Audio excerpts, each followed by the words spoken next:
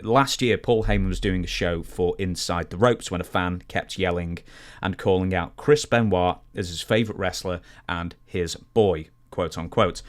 Paul eventually bites on this because he keeps hearing it and then he can't let it go. And then he says the following: "You can admire his work, he being Chris Benoit, all you want, but I'll give you my take on it. Since you want to keep on yelling out, my boy. 3 people died in that house that night. I don't care about CTE. 3 people died in that house that night. Only one person had the choice behind it. The other 2 didn't have a choice to die. So if that's your boy, fuck you." As somebody with a medical background, we understand CTE a lot better these days than we did so many years beforehand. Some fans out there will immediately go to, Benoit was entirely incapable of making a rational decision, and then will blame the CTE. And there's plenty of evidence to support that he did have CTE. Others will say, I think the expression was something like an 80-year-old Alzheimer's patient that his brain resembled. But then a lot of 80-year-old Alzheimer's patients don't kill either. So it's a very, very interesting... there's no answer to it, but what is your opinion on Paul's response specifically there? Paul's brilliant on the mic. Very bright guy. So, there's a pretty well-known rule of the universe is like, don't go to the comedy club and try to razz the comedian because they've done this 10,000 times and they're gonna bury your ass, right? Paul, no different. And my take on Paul saying that I agree with everything he said. Chris was a great guy that I knew when I knew him. When I remember getting the phone call from Donna Seaman, sweet lady, but good friend. She was involved in the WCW office, and she was crying when I picked the phone up. And that's how I'd learned the information. And I thought, that can't be right. I mean, there's got to be something more to this because I had seen Chris multiple times, including having a Bowie knife pulled on him and put up in his face. And he always sat there with a little grin on his face. And you almost wanted to feel for a pulse, nightly. The 3 of us, me, Chris, and Dean, would go out.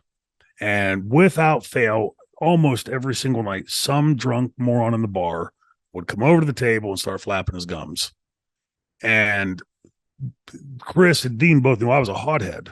And before I could react, Chris would jump right up, put his arm around the guy, and buy you a drink, and walk him away from the table. It may not have been every single night, but it was quite often that would happen. That's the Chris that I knew.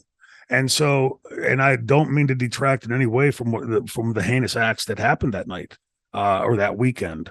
But if Chris would have called me 5 minutes before Donna called me and said, "Hey, put your kid on a plane, let him come down and visit Daniel," I'd had no reason to even think twice about it. Would have never even entered my brain.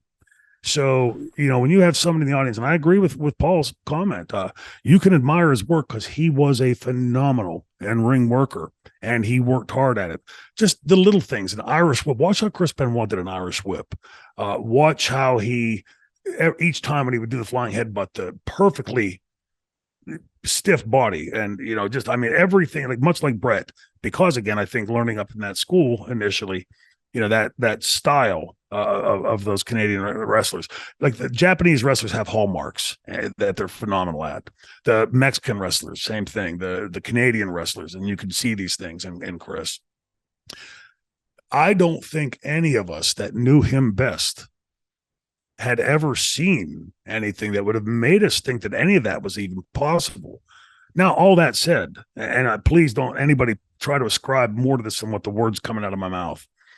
We've all been in marriages or relationships where you're quite angry at each other for whatever reason. In my case, it was I left the underwear on the floor when I went to take a shower, stupid shit like that. But there are times in every relationship where you're at each other's throats. Thankfully, the vast majority of those end up in each walking their different way and either divorcing or going and having a drink or smoke or whatever and come back and you start back over again.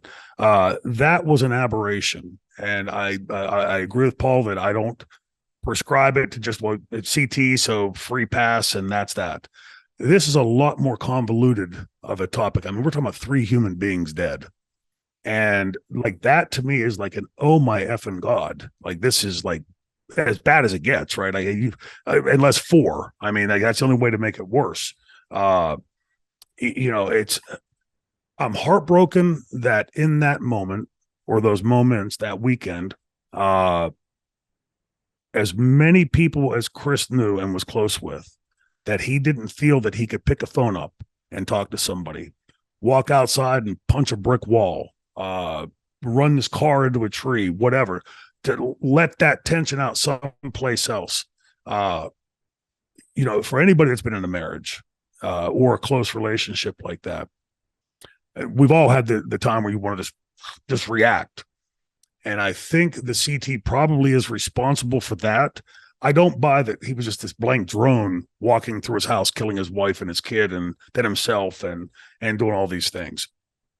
But there is the steroid usage that, when people hear the phrase roid rage, I'd seen it quite often in my business. Typically roid rage is you flip out over the dumbest of stuff for 2 or 3 or 4 minutes. Then you walk away almost embarrassed that you lost your temper like that. And over something that trivial. So again, hopefully not having CTE, I think it'd be impossible for me to put myself into that mindset. But I think once that bottle started tipping, like once that temper started rolling, the CT probably made it less capable for him to pull back on that. And I have no doubt that he loved Daniel unconditionally. It's foreign to me because I cannot imagine in any way, shape, or form ever hurting my boys. And the Chris that I knew, like I described earlier, you can see an incongruity there. There's something, those 2 trains are passing in the night. Those 2 things don't match up. So clearly something was off. If you'd have told me Chris would have killed his dog, I'd have been shocked by that, let alone his wife and his son. I think D. Malenko put it best when he said, anybody that knew what happened in that room is gone, or in that house is gone. And so we're always going to be left to guess. It breaks my heart that that's, a stain on Chris's legacy because he was such a great wrestler. But everything Paul said was spot on. It's one thing for a fan to be able to separate these things and say, yeah, but he's a great wrestler. Yeah, he was. And unfortunately in life, everything is like this. Like I say, the vast majority of life takes place in that gray area between the black and white. And, every one of us is capable of making a mistake. This week there's this awful video of these young kids, 17 years old, mowing this guy down and killing him and then laughing about it. What are we creating in society? I think with Chris, like the Chris that I knew, couldn't imagine it. In hindsight, now I have this image in my head also of this horrible thing happening. And Paul, again, his comment, 2 people didn't have a choice in that. And, if you want to off yourself, by all please call somebody, reach out to somebody if you ever have that feeling. But if your plan is to go out and being so mad, like the school shooter in Tennessee, right? Apparently angry because somebody in that school allegedly did something to her or him, depending, then go and shoot that guy. Don't go and shoot all these innocent kids and teachers. But again, I think you see the disconnect in the human brain. To me, the idea of killing anybody for any reason seems pretty would wreck me. Like even if it was by accident, if I wrecked a car and, somebody else died in the other car, that would just destroy me. So the idea of saying I'm just going to go out and do it to do it, or, get so angry that I'm going to kill my kid or boys or my ex-wife, it is so hard for us that knew Chris to put those things together. But in this isolated moment, like, first of all, Paul's brilliant on the microphone, right? So he's not going to let some heckler throw him off what he's got to do. And because it's so obvious what's being done, he has to address it. And he addressed it the only way he could publicly. If Paul would have said, and I'm probably sure that they're going to probably get some people writing in, hey, Shane shouldn't have said that. I'm giving my honest opinion on things. None of it should have happened. but it did. And we know human beings do awful things, and sometimes inexplicably. And, for the people left behind, I can only imagine the family. But for those of us that knew him, it just doesn't fit. It would be like, Moose, as big and gregarious as he is, I'd be like saying, "Hey, did you hear Moose killed his wife and daughters today?" I'd be like, "What the hell are you talking about? What?" It just does. You can't see it. The same with Chris, and I'm not giving a buy or anything to it. It's just one of those mysteries that's going to forever fester. That there's never going to be a conclusion to. Paul handled that the only way he could handle it, and deftly at that. What do you say to it? Yeah, Chris was a great wrestler, hooray! But then there's this 9 million pound elephant in the room, right? It's but kudos to Paul, and I don't think that anything he said there was necessarily degrading to Chris's career. Like, hey, he was addressing what happened, and really in front of an audience and being televised, recorded. What could you say? That's I don't think he could handle that any better than he did. A+ from the franchise. Yeah. I appreciate that you've given a nuanced answer, because it deserves a nuanced answer. But there's so many people out there who'll say, no, it was definitely the CTE, or no, it was definitely this, or definitely that. And it's like, guess what? Yeah. Life just isn't that. Especially in a situation like this, life just doesn't, or an answer just doesn't fit nicely, neatly into a little box, and then you can say that's the definite reason. So I always appreciate a nuanced answer to it. We will move on. It's what the human brain wants, right? We want it to be a nice, neat answer with a bow on it. So it's just an aberration and a horrific thing, and forever question mark. By the way, I just I keep stepping on you. For the people that are saying this was CT and that's it, and blah, it's a pass, whatever. I'd be curious how many of them have CTE. How many of them have been around people with CTE? I've read an awful lot about it. And there are times I look at it and like when I can't find my car keys and they're like, oh shit, chair shots, and then, or somebody's name.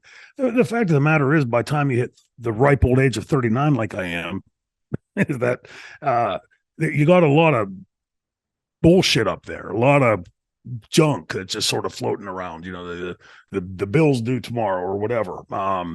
It's I would ask anybody out there just to please take a step back from it and understand that 3 human beings are gone. Again, 2 without their consent or desire, and just a horrific chapter in our business that should never happen, yet it does happen. So hopefully I pray for everybody out there that it doesn't happen to them or their families.